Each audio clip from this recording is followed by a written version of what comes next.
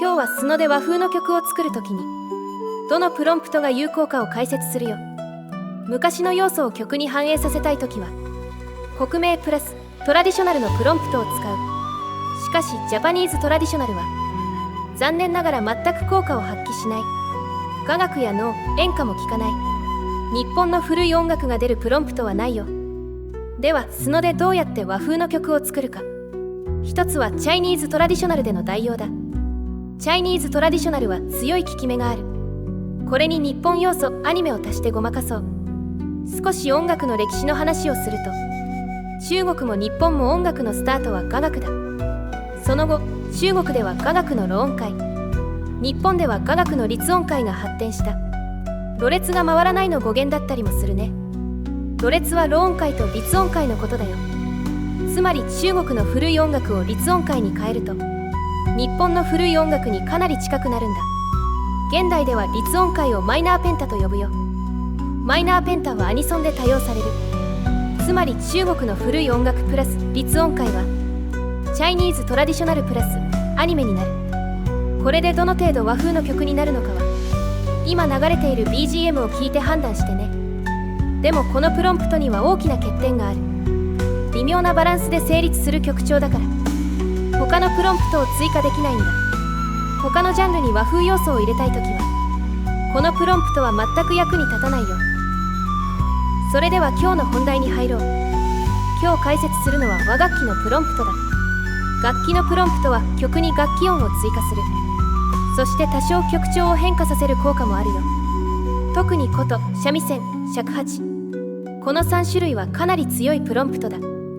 さてまずはこの3種類のプロンプトがどんな特徴を持っているか確認するよ。プロンプトを単独で入れた時にどんな曲が生成されるか試してみよう。和の心震わせて魂の奥震わせて琴と二線と尺八一つに響く。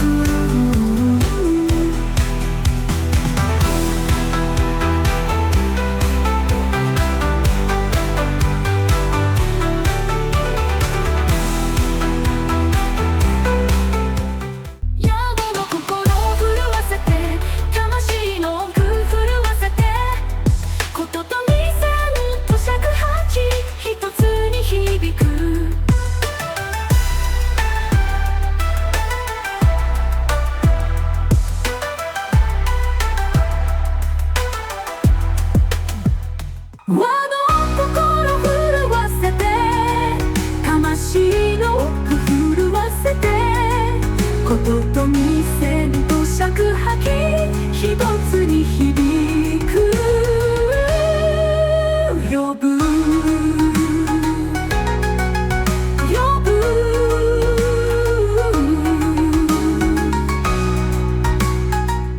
和の心震わせて魂の奥震わせて琴と三味咲いて尺八一つに響く。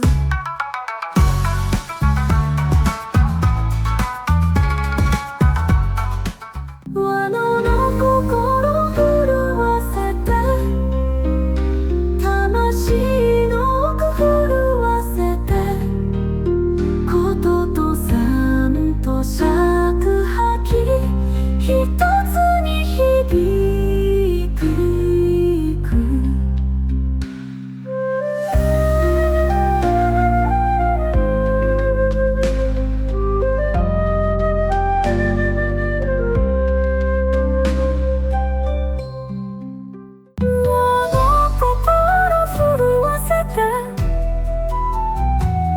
魂の奥震わせて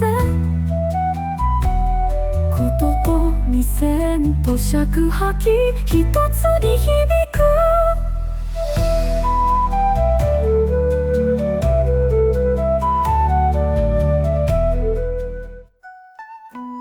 和楽器プロンプト3種類を聞いてもらった。楽器プロンプトは曲調にも影響を与える。聴き比べてみるとよくわかるね。改めてまとめるとこんな感じだよ。特に琴は非常に使いやすい。和風の曲を作りたいという目的なら曲調を変える方が良さそうに見える。しかし他のジャンルに和風要素を足す場合、曲調はあまり変えない方がいいんだ。また実例を聞いてみよう。次はユーロビートを和風にしてみるよ。ユーロビートに和楽器プロンプトを足す。曲調がどう変化するか聞いてみよう。和の心震わせて魂の奥震わせて言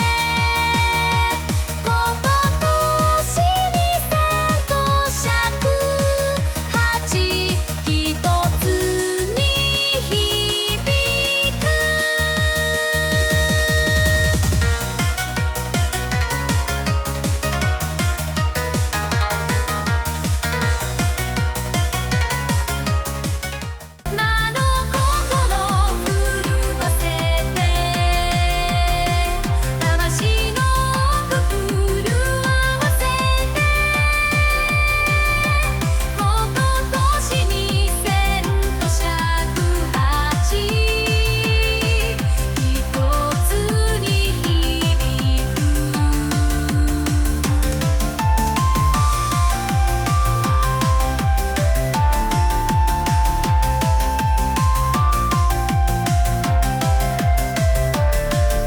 く和の心震わせて魂の奥震わせて琴と二線と尺八一つに響く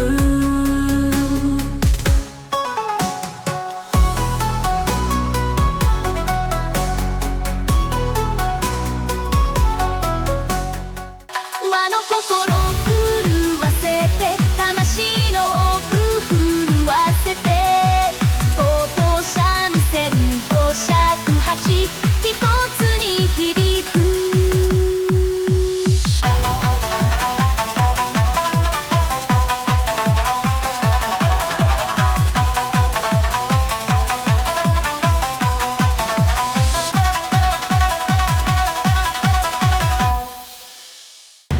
心震わせて魂の奥震わせて琴と二線と尺八一つに響く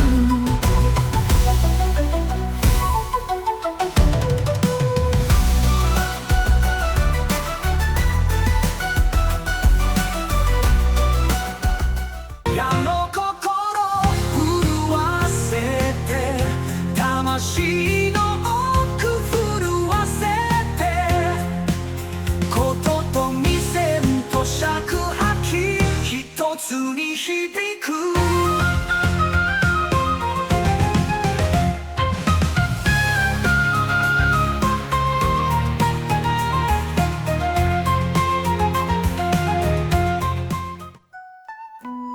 曲調を変える楽器プロンプトは元のジャンルを破壊してしまうんだ。だから曲調を変えにくいことは便利だよ。スノでは人気のあるプロンプトだよね。でも曲調を変えてしまうプロンプトも変な反応を起こして面白くなったりする。三味線や尺八を使って変化を楽しんでみるのも面白いよ。それじゃまたね。